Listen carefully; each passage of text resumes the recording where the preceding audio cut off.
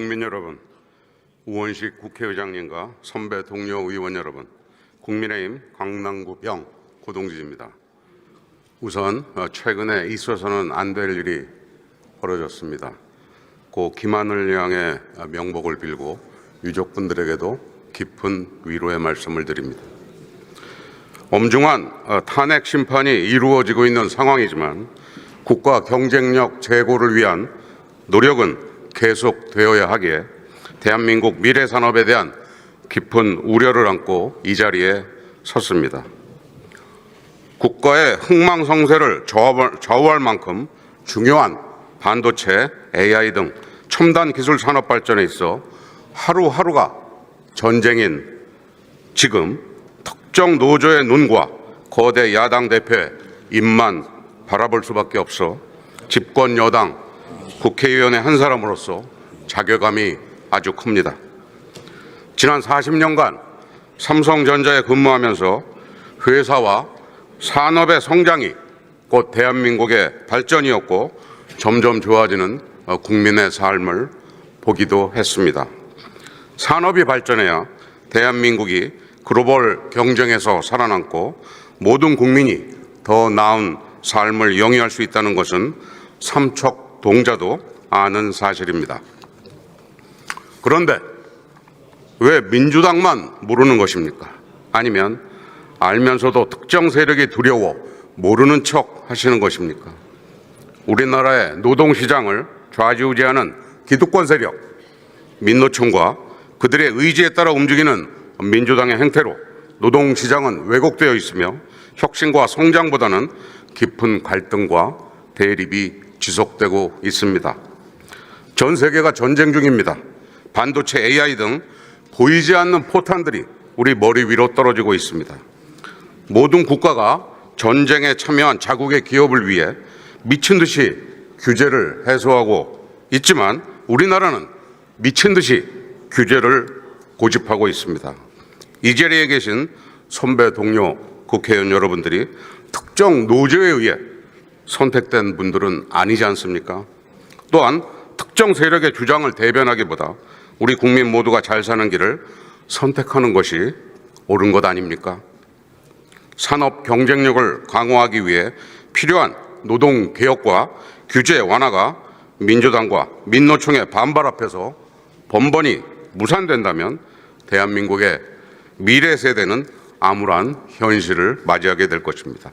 저는 오늘 대정부 질문이 말만 하는 정치의 수단이 아니라 진정으로 국민을 위한 AI 시대의 미래를 준비하는 뜻깊은 자리가 되길 바라며 질의를 시작하겠습니다.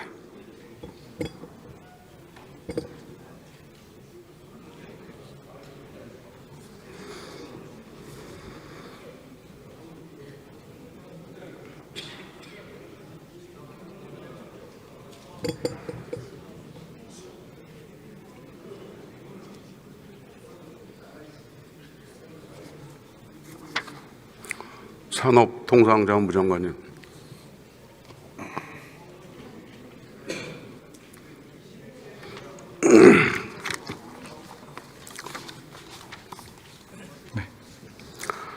장관님, 국민의힘이 추진하고 있는 반도체 특별법상 주 52시간 예외 적용에 대한 정부의 입장과 의지가 어떻습니까? 지금 우리를 턱 밑까지 쫓아와 있는 중국과 경쟁을 해야 되는 상황이고 지금 기술 경쟁에서 저희와 첨예하게 지금 경쟁하고 있는 미국이나 일본, 대만의 상황을 생각을 해볼 때 이 지금 반도체 특별법은 반드시 통과를 시켜야 되고 지금 52시간 예외에 대해서도 좀 융통성 있는 제도를 만드는 것이 지금 굉장히 절박한 상황입니다. 현재 근로기준법에 선택, 탄력, 재량, 특별 연장 포함 4가지 유연 근무 제도가 있죠. 하지만 이 제도들이 반도체 연구개발 현장에서는 현실적으로 부합되지 않거나 활용하는데 여러 애로점이 있는 거 알고 계십니까? 네, 지금 유연 근무제를 통해 가지고 여러 가지 좀 유연한 부분도 좀 있습니다만은 지금 현재 우리 반도체 산업계는 이게 우리 산업계에서 정말 절박한 그 융통성 있는 근로시간 확보하는데 충분치 못하다고 생각을 하고 있고 그래서 지금 이번에 꼭 반도체 특별법을 통과시켜 주기를 저한테 절실하게 요청을 하고 있는 상황입니다. 중요한 게 이 개발자가 충분한 연구 개발을 할 수 있도록 자율적으로 근로 시간을 조정할 수 있게 해주자라고 하는 취지고, 거기다가 전체 근로자도 아니고 반도체 연구 개발 인력 중에 상위 5%에서 10% 고소득자에게 건강보호 조치와 추가 근무 시간에 대한 충분한 보상을 전제로, 또 근로자와 합의하에 주 52시간 적용을 예외로 하자라고 하는 취지가 맞죠? 그렇습니다. 이러한 반도체 특별법을 민주당이 반대하는 건 글로벌 반도체 산업 경쟁에서 그냥 백기 들고 투항하자는 뜻으로밖에 저는 해석되지가 않습니다. 지금이라도 반도체 고급 연구개발 인력들에 한해서 근로시간 족쇄를 풀어야 된다라고 생각을 합니다. 어떻게 생각하십니까? 우리나라에서 저희가 지금 근로 환경이나 근로 조건을 이번에 뒤집자는 게 절대 아닙니다. 말씀하신 것처럼 전 세계적으로 가장 치열하게 지금 그 경쟁을 하고 있는 이 첨단 산업, 특히 우리나라 경제의 가장 핵심적인 이 반도체 산업의 경쟁력을 유지하기 위해서 좀 더 융통성 있는 근로 조건을 만드는 데 있어서 우리 국회가 같이 좀 합심을 해주셨으면 하는 게 저의 바람입니다. 다음 주 월요일 그 반도체 특별법 법안 소위가 있는데 장관님 이름을 걸고 반드시 협조를 해서 이 법이 통과될 수 있도록 당부를 드립니다. 네, 의원님들께 더 저희가 소통과 교감을 더 충분히 하도록 하고 필요한 부분은 더 설득하고 설명드리도록 하겠습니다. 덧붙여가지고 AI와 관련해서 그 질문을 좀 드리겠습니다. 네. 지난해 12월에 그 AI 기본법이 제정됐는데 네. AI 산업의 진흥과 어떤 발전적 측면에서 다소 아쉬움이 있다라고 하는 그 현장의 목소리가 들립니다. 또한 AI 학습 과정에서 다양한 개인정보 이슈가 발생하고 있는 것도 사실이고, 이를 해결하기 위해서 개인정보를 침해하지 않는 범위 내에서 공공데이터를 적극적으로 활용하는 방안 등 제도 보완이 필요하다고 생각을 하는데 어떻게 생각하십니까? 네, 그런 부분이 분명히 있습니다. 관련해서 AI 산업발전특별법과 AI 지식재산특별법을 준비하고 있어요. 향후 적극적으로 협조를 좀 부탁드립니다. 네, 의원님실하고 적극적으로 협력해서 그 관련되어 있는 법안 제대로 만들도록 노력하겠습니다. 장관님 들어가셔도 좋습니다. 과학기술정보통신부 강도현 이차관님.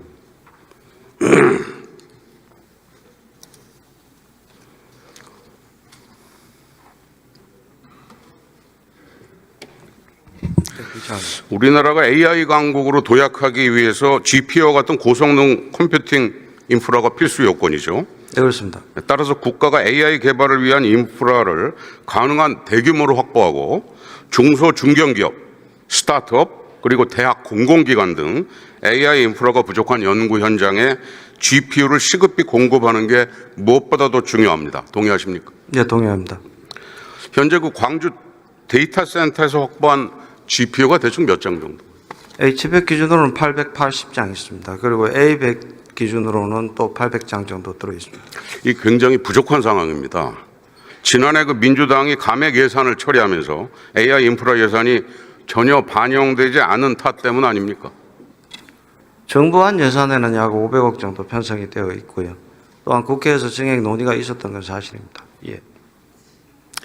이게 GPU 수요를 충족하기 위해서 올해 예산 얼마나 잡고 있어요? 현재 전체로 그 이용을 하는 것은 약 한 280억 정도 잡혀 있고, 그 다음에 광주센터의 2단계 사업도 기획 중에 있고, 또 국가 AI 데이터 센터라고 해서 산업부, 금융위, 저희 기재부 공동으로 전체적으로 국가 AI 센터를 준비하는 사업이 2조 원 규모의 하나는 출자, 하나는 융자 사업으로 약 4조 원 준비하고 있습니다. 이게 예산 확보한다고 끝이 아니고 확보된 예산으로 GPU 구매한다고 해도 일단 물리적 시간이 필요하고, 이게 예산 테러로 인해 가지고 꼬여버린 그 GPU 도입 일정을 회복하려면은 GPU 구매 시작과 동시에 당장 필요한 GPU는 임차로 도입하는 투트랙 방식이 현재 필요한 상황이죠. 예, 현재 적극적으로 관계부처들이랑 준비하고 있는 국가 AI 센터들을 적극적으로 유치하고 그 이후에 다양한 방법도 고민을 하겠습니다.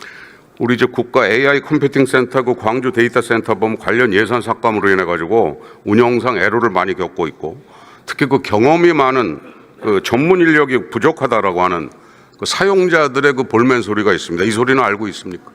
우선 광주 사업 같은 경우에는 사실은 당초 계획이 1단계 사업이 끝난 사업입니다. 삭감보다는 2단계 사업을 진짜 기획 중에 있다는 말씀드리고, 그리고 2단계 사업에 대한 여러 가지 논의 과정에서 그런 부분을 보완해 나가도록 하겠습니다. 그래서 향후에 국가 AI 컴퓨팅 센터 민관 합작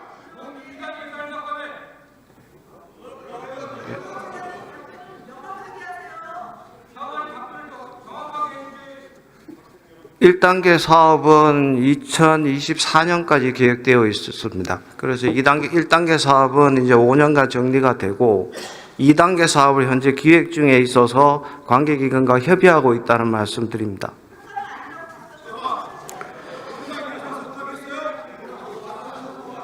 네. AI 정부 예산에 대해서는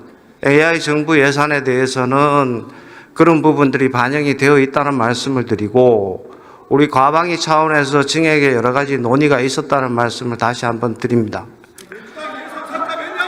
자, 국가 AI 예산에서 그 컴퓨팅 부분 센터 삭감된 건 민관 아닙니다. 합작 SPC 조성할 때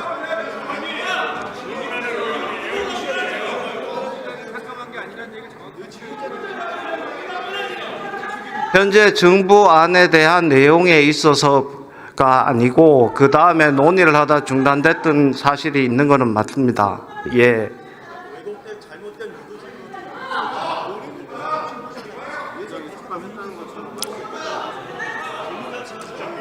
자, 그러니까 팩트를 말씀 올렸습니다. 예. 자, 근본적으로 국가 AI 컴퓨팅 센터를 가장 잘 운영할 수 있는 SPC 만들게 되면 기업을 선정하고 자율적인 운영이 가능하도록 보장해 주는 게 필요하다라고 보는데 차관님 어떻게 생각하십니까? 당초에 그런 점에서 SPC 형태로 정부는 준비를 했었고, 그 다음에 진행 과정에서는 그러한 유연성을 갖고 있어야 된다고 생각합니다. 우수한 기업들이 함께 참여해 주시기를 정부도 희망합니다. 우리가 언제까지 GPU를 엔비디아에 기댈 수는 없어요. 추론 AI 분야를 충분히 커버할 수 있는 NPU를 국산화하는 노력이 반드시 필요한 상황인데, 국내 스타트업이 만든 NPU를 국가 데이터 센터에 활용해서 기술 발전을 꾀함과 동시에 NPU 개발 스타트업, 국내 NPU 활용 기업들을 위한 인센티브 및 세제 혜택 등의 적극적인 지원이 수반되어야 합니다. 이에 대해서 의견을 한번 말씀해 보시죠. HBM뿐만이 아니고 그 NPU에 대해서는 지금 굉장히 유망한 벤처 기업들이 많이 있습니다. 실제로 벤처 기업 간의 M&A도 이루어지고 있고, 최근 보도에 의하면 빅테크 기업이 국내 NPU 기업을 인수 의사도 타진한 바가 있습니다. 일단은 기술 개발에 집중하고 또한 실증 사업 레퍼런스를 확보하는 게 더욱더 중요한 단계에 있다고 생각합니다. 그리고 더욱 그 이후에 여러 가지 나오는 그 인재 양성 분야도 매우 중요한 파트이고 저희가 예산으로 지원하고 있는 부분이 있겠습니다. 그리고 제도 개선, 아까 산업부 장관이 이야기했던 반도체 분야의 여러 가지 분야 역시도 많은 도움이 될 것으로 판단합니다. 들어가셔도 좋습니다. 대통령 권한대행님 발언대로 모시겠습니다.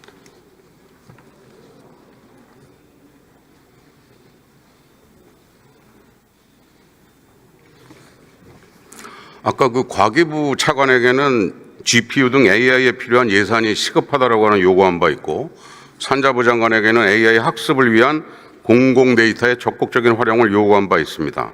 이 부분은 권한대행께서도 관심을 가져주시기를 당부를 드립니다. 네, 그렇게 하겠습니다. 지난 10일 언론 보도에 따르면 LG가 개발 비용은 낮지만 성능은 수준급인 모델을 자체 개발해서 미국 조사기관에서 선정하는 주목할 만한 AI의 이름을 올렸다 합니다. 굉장히 다행스러운 일이고, 최근 딥시크 소식에 대해서 내부 보고를 받으신 거로 알고 있는데 어떻게 이해를 하고 계십니까? 네, 일단은 그 저비용 고성능 AI 모델이 가능하다라는 가능성을 보여준 것 같고요. 그래서 지금까지는 그 자본력이나 컴퓨터 인프라 경쟁에서 그 알고리즘하고 소프트웨어 경쟁으로 경제 양상이 변할 수 있다라는 거에서 희망을 줬다고 생각하고 있습니다. 예. 그렇다고 하더라도 우리나라는 이제 GPU 상황이 워낙 부족하기 때문에 우리도 GPU 같은 인프라만 충분히 갖춰진다면 대한민국도 딥시크와 같은 모델을 개발할 수 있다라고 하는 자신감을 준 거는 맞습니다. 네, 그렇습니다. 이 미국이 700조 원, EU 300조 원, 불란서 160조, 중국 1983조, 이 전 세계가 이 거대 자본으로 스케일하면서 AI 시대에 대응하고 있는 상황하고 비교해 보면 우리나라는 자본적인 측면에서는 뭐 분명히 한계가 있습니다. 뿐만 아니라 이게 국내 상황만으로 대응하고 있는 것도 저는 좀 문제라고 생각을 해요. 우리가 앞으로 가져가야 할 AI 정책의 방향은 재정적 한계를 극복하면서도 지정학적 관점을 고려해서 일본, 중동, 아세안 국가와 어떤 그 데이터 동맹 관계를 맺고 민간 기업을 포함하는 아시아판 스타게이트 추진이 필요하다라고 봅니다. 뭐 그래야만 미국, 중국, EU와 경쟁을 할 수 있다라고 보는데 이에 대해서 권한대행님의 의견은 어떠십니까? 네, 뭐 전적으로 동의합니다. 이 부분들은 AI라는 게 뭐 미국도 스타게이트라는 그런 그 움직임이 있듯이 특히 일본과의 우리 협력을 통해 가지고 그런 부분들이 제가 가능성이 많다고 생각하고 있습니다. 아울러 향후에 그 예산 편성할 때 가장 시급한 그 GPU 등 AI 인프라 예산을 최우선적으로 반영해 주시기를 간곡히 당부를 드립니다. 네, 유념하겠습니다. 권한대행님, 그 AI 기술도 결국 뭐 아까 말씀하셨지만 사람입니다. 네, 인재 육성과 인재 확보가 가장 큰 경쟁력이라고 하는 점에 대해서 동의하시죠? 네, 그렇습니다. 하지만 지난해 스탠포드 대학이 그 발표한 AI 인덱스 보고서를 보면 한국은 세계에서 세 번째로 AI 인재 순유출이 많았습니다. 미국과 중국 등은 인재 육성을 위해서 어마어마한 국가적 투자를 하고 있는데 우리는 사실 아직 많이 부족한 상황입니다. 우리도 해외 유학비를 지원받는 조건으로 국내 AI 기업에 근무하도록 하는 뭐 AI 해외 유학 장학제도를 신설한다든가 외국인 AI 고급 인력 유치를 위한 특별 비자, 그다음에 AI 전문 인력에 대한 병역 특례 확대, AI 고급 인력 유출을 막는 한편 우수 인력을 국내로 유인할 수 있는 전향적인 어떤 정책 검토가 굉장히 좀 필요하지 않나 이렇게 생각이 듭니다. 권한대행님 의견을 한번 말씀 주시죠. 네, 지금 정부도 말씀하시는 내용과 관련돼서는 뭐 해외 인재 유치라든지 그다음에 특별 비자 도입이라든지 병역 특례 관련된 내용들을 지금 제가 하고 있는데 의원님께서 보시기에 좀 부족한 부분이 있으시면 의견을 정확히 주시면 저희가 뭐 AI 위원회도 있고 그다음에 무엇보다도 말씀하신 것처럼 저희 R&D와 관련된 부분이거나 또 AI 분야라는 게 우리 예산에 있어서도 굉장히 중요한 중점 지원 분야이기 때문에 좋은 의견 주시면은요 저희가 같이 적극적으로 같이 검토를 하겠습니다. 몇 차례에 걸쳐서 과기정통부 그 실장, 국장급들하고 이제 미팅을 했는데 네. 뭐 예산도 예산이지만 여러 가지 지금 복잡한 일들이 얽혀 있어요. 네네. 근데 아마 보고를 내부적으로 저는 받으셨을 거라고 생각을 하는데 네네. 오랫동안 일했던 분들 이야기를 아마 잘 들어보시면 뭐 솔루션은 나오지 않을까 저는 네. 그렇게 생각을 하고 있습니다. 네, 그렇게 하겠습니다. 잘 좀 부탁드리겠습니다. 네, 그렇게 하겠습니다. 들어가셔도 감사합니다.